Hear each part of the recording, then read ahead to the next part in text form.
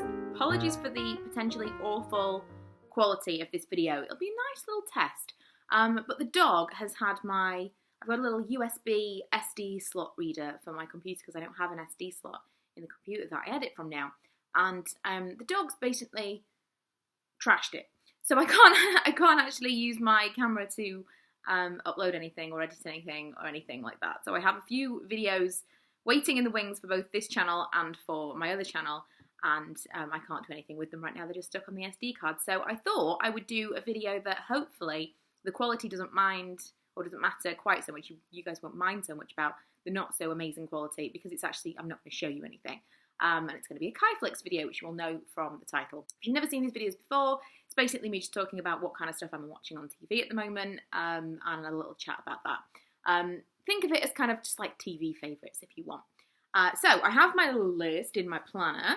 I have my list separated by kind of what's on TV, like Sky, and what's on Netflix. But we're going to start with Netflix because that's where this all began. And Charmed is topping that list right now. I'm actually in the middle of watching Pretty Little Liars. I'm trying to kind of recap on the new episodes before I watch today's episode. I'm watching this on Wednesday the 24th. But no spoilers, no spoilers. This is always the worst thing about the KhiFlix videos, is that I always want to say something about like things that have just happened. I want to kind of discuss where I'm up to. But especially with the stuff that's not everyone has watched it for one thing, but especially with the stuff that's not actually current, you guys may still watch all of it. I hate spoilers. I hate them so much. So I keep saying that I'm going to do these like specials where I talk about things specifically, and I haven't got around to them yet, but I will. Yeah, Pretty Little Liars is still like top there. I'm not really, I don't know, it's not grabbed me quite so much this season, which is why I'm rewatching the first few episodes to make sure that I'm totally on top of it before I watch the most recent one. I feel like I'm watching all of them twice at least, because I don't know, it's just not really hooking me in this season. But Charmed, I've watched Charmed a million times. The last time I watched it all the way through, I think I was pregnant with Milo, and it was on Living. Is that even a channel anymore? I don't know. But it was on Living at the time, and I watched it like every day. I was watching it. Well, maybe when I just had Milo. And it's one of my all-time favourite TV shows. I've started watching it again. I'm on like halfway through season 2, and I can't believe how, I want to say it stood the test of time. It's awful. The graphics and all that stuff are really terrible. But I watch it now. Like, I tried to watch Ally McBeal not that long ago. I raved and raved about Ally McBeal to the girls at work who are too young to remember Ally McBeal. And I loved Ally McBeal so much, and the music and just the characters and everything. And I tried to watch it, and I found it so uncomfortable because Ally McBeal has no place in today's like modern feminist environment at all. She's like anti-2016. It's insane. So she's very kind of weak and fragile, and she needs help, and she's always centered around a man. And it felt so strange. It felt so foreign to what I'm used to watching now that I found it really uncomfortable to watch. And I didn't even make it halfway through the first season, which was really strange. And then I go back to Charmed, and that's like the absolute opposite. It ran around the same time, but Charmed is very kind of strong women who don't necessarily need men and all that stuff. So I feel like that still stands now, and people would still be able to watch that comfortably now. But just bear in mind that they are obviously, well, if you don't know, they are witches. And they, yeah, the effects aren't great. There's a lot of like karate chops and like flying in the air, bad Matrix style. But I love Charmed so much. I would highly recommend that you check that out on Netflix. I think it's on both UK and US, if you haven't already seen it, because I absolutely love it. It's one of my all-time favourites. Heart of Dixie I've got written down here because at the beginning of last month, well, for the past couple of months I've been dipping in and out of it. I think I'm on, I don't know, season 2 now, maybe season 3. But again, that's not really grabbed me. I like the characters. I like it more as kind of a watch in the background kind of show. Nothing about it has made me think, oh my god, I must see the next episode. But I've been enjoying it. It's got Rachel Bilson in it. I like her. And James, is she called James King? James King? Jamie King? I don't know what she's called anymore. I feel like she's called Jamie King, but it's pronounced, or it's spelled a bit differently. But she's in it, who I really like. I like the characters in it. It's about a doctor who lived in New York and wanted to be like a high-flying city doctor, and ended up inheriting this small town practice and all the things that go along with that. It's nice, but it's not something, I think if it was on TV, I would have lost interest watching it week by week. Mysteries of Laura I have really liked. I'm stretching that out because it's only one season at the moment, and I think that one is US specific. I don't think we've got that on the UK Netflix. I mention this in every video, every KhiFlix video anyway. If you're interested in the US Netflix, I would recommend that you check out something called unblockus.com. It's unblock-us.com. And you can find out how you can do it. Basically, I pay a small fee to use kind of DNS settings, which reroute things, and it means that Netflix doesn't really know where you are in the world. So you can choose absolutely any Netflix from any country that Netflix is being used.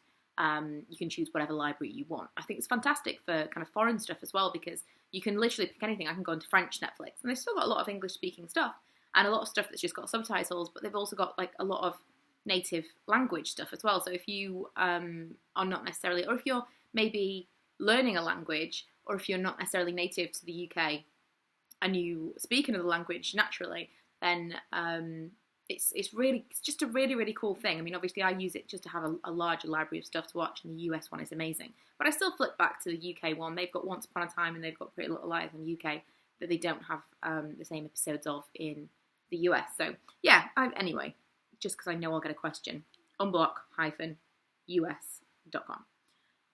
So Mysteries of Laura has got Grace from Will and Grace, Deborah Messing, which is excellent. I've waited for ages for her to be in something like serialized like that.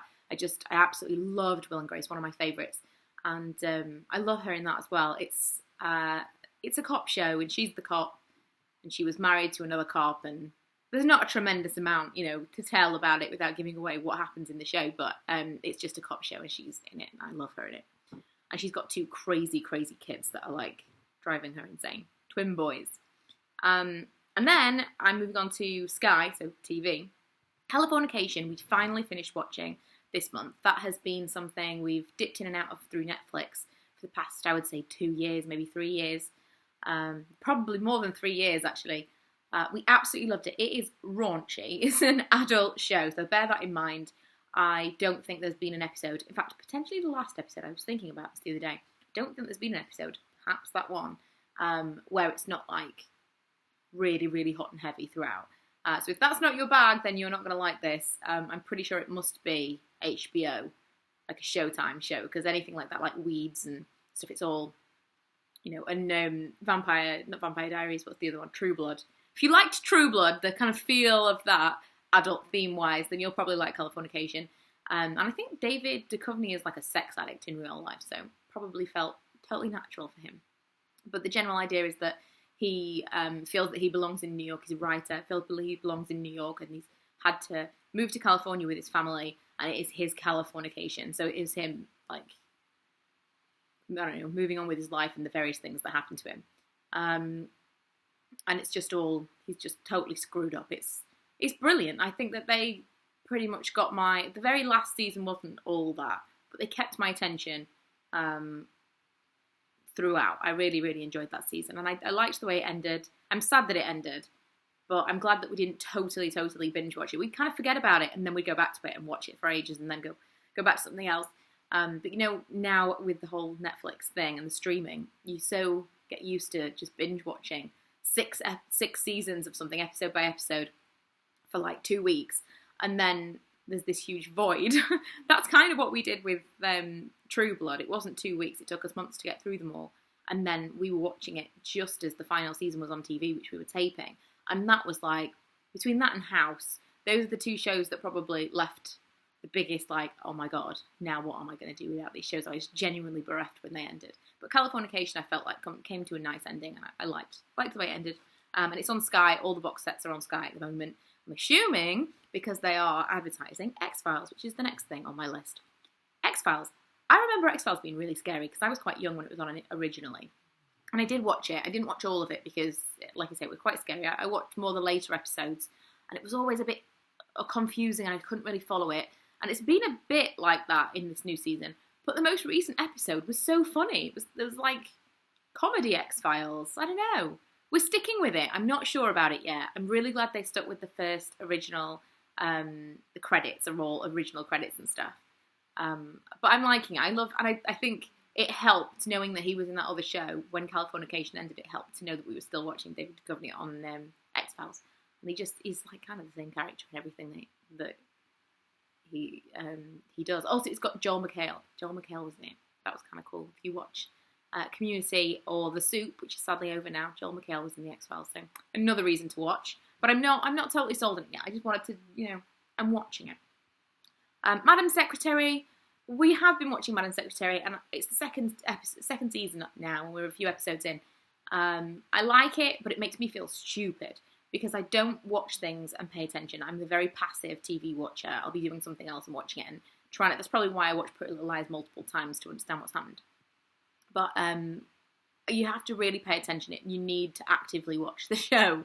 Otherwise, you really don't know what's going on. And politically wise, if you're not, it's like, you can't, unless you just know everything, you can't passively watch it. You really need to be concentrating to find out what's going on. Especially because obviously we're in the UK and we don't know a lot about the American politics at the moment.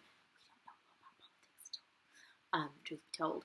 But that's probably part of the reason that I feel like a little bit lost sometimes, or maybe I'm just a bit stupid. But it's definitely not necessarily easy watching, but I do like it. Waiting on the return of The Vampire Diaries. Ooh, I've written that down and I feel like it might be today. I keep going back on Sky and searching for The Vampire Diaries and it just comes up with nothing.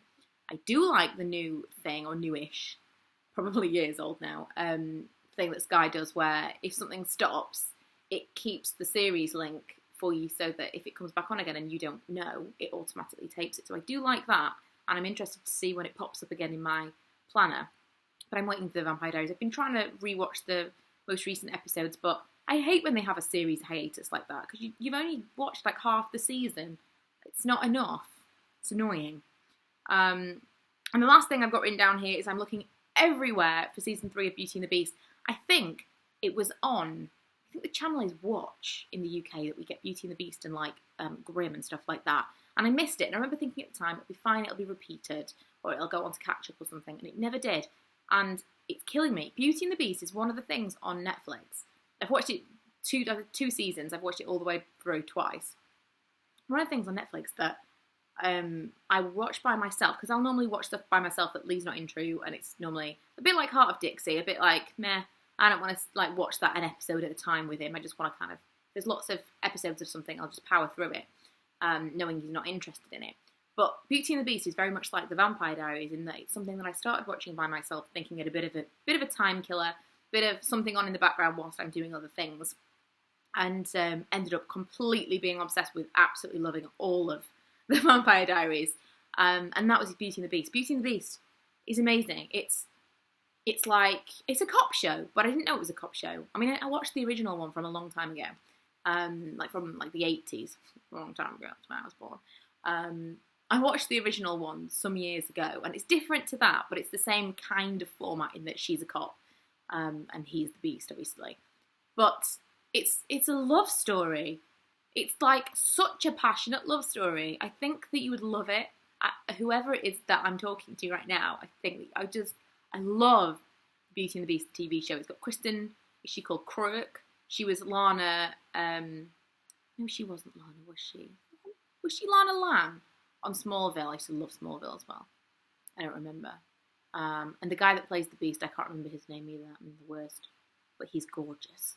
I think you would like the Beast.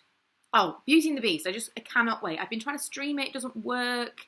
I would buy it on iTunes. It's not available. It's not on Netflix yet, and I can't find anywhere to catch it up. So if you know, I have Sky Broadband, by the way, because that's a bit of an issue. They block a lot of different streaming sites. But I'm more than happy to pay for it if you know where I can buy it on DVD. Anything at all, though I would need also to buy a DVD player. That would be an issue. But I'm absolutely desperate to watch the final season, or the next season. And I think maybe there could be a 4th season of Beauty and the Beast, because I feel like I read something the other day saying it was coming to a close, but season 3's already been on. So fingers crossed there's 4 seasons, but regardless, I need another hit of it, and I'm probably going to just can't start watching it again from the beginning soon. But that's it. That's everything right now that I'm watching and wanting to talk about. All my kind of recommendations for TV viewing at the moment. It's so cold and rubbish at the moment outside. There's nothing that I want to do more than just sit and watch TV all day long. Now, that's all I have got to do, because I can't film any videos because I can't edit them and upload them. Thanks, Manny. Blessing in disguise. More TV watching for me. Although I have been vlogging and I can't even put that together. So fingers crossed the new one that I have ordered will come very, very soon.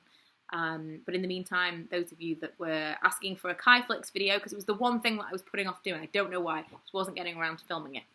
So I thought, right, I'll sit down and do that, because it's not actually something that requires any specific quality of video. Just hopefully you can hear me. I'll turn up this volume in editing, so hopefully you can actually hear me, because that's generally the thing that's rubbish when I'm filming on my MacBook. But this is the first video in full that I've actually managed to film on my MacBook. It's a MacBook Air 11-inch, in case anyone is wondering, because, you know, those of you interested, I don't think, just looking at it, I don't think it's that horrendous for like a tiny webcam.